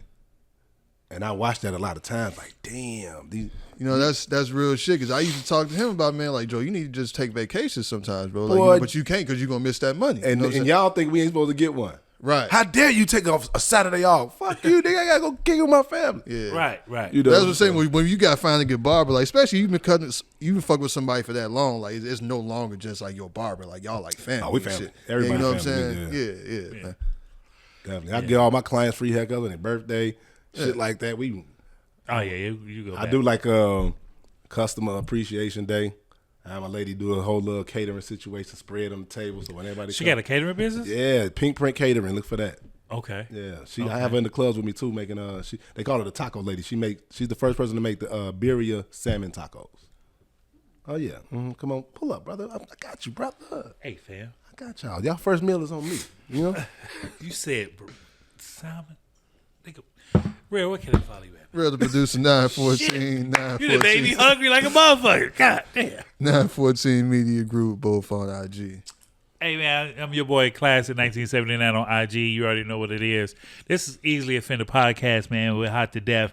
Episode 95. That boy hot, nigga. That boy. See, that's how far we go back. We're real friends. That's how far we go back, man. But make sure y'all check this out. Make sure you definitely download, check them out on all major streaming platforms. Booty on booty. Booty on booty. Fuck them kids respectfully. Fuck them kids respectfully. Mm-hmm. Straight up. Hey, man. I'm your boy, Class of 1979. I will be dropping a vlog about this weekend because I am going to go see Jay-Z in Philly, and I'm super excited. It's our second guys trip. We finna go out there on shrooms, and man. I'm gonna have a good damn time. You know what I'm saying? Hey, man, make sure y'all tune in. Hit the like, subscribe, all that good shit. Man, we out. Peace. Peace.